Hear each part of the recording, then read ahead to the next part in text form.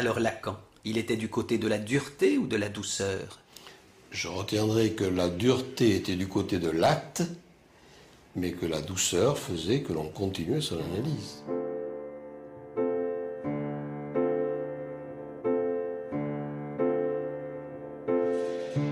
Les séances à durée variable, ce sont les seules qui peuvent attraper quelque chose d'un instant d'ouverture de l'inconscient.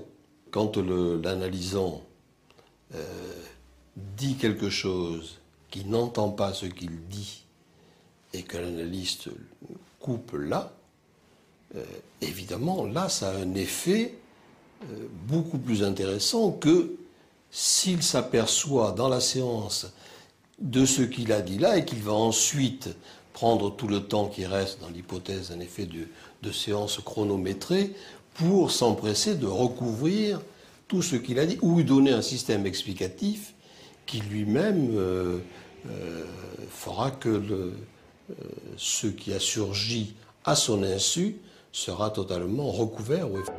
Quand lui, il va publier le cas aimé, il vient tout à fait en rupture avec ce que font les maîtres qui sont les siens à cette époque-là.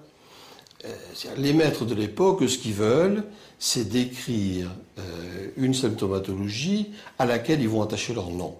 Et donc, il leur faut en effet un nombre important de cas, comme si, en effet, le nombre venait confirmer. Et Lacan prend le contre-pied tout à fait de ça. Lacan veut montrer qu'avec un cas approfondi, on peut dire beaucoup plus de choses qu'avec ce qui était aussi à l'époque, ajouter les cas les uns à la suite des autres, comme c'est aussi aujourd'hui la loi du nombre qui dirait quelque chose des patients. La loi du nombre dit peut-être quelque chose d'une maladie, elle ne dit rien d'un patient, elle ne dit rien d'un sujet. Ce que Lacan a introduit, c'est tout de même la singularité du sujet, le un par un.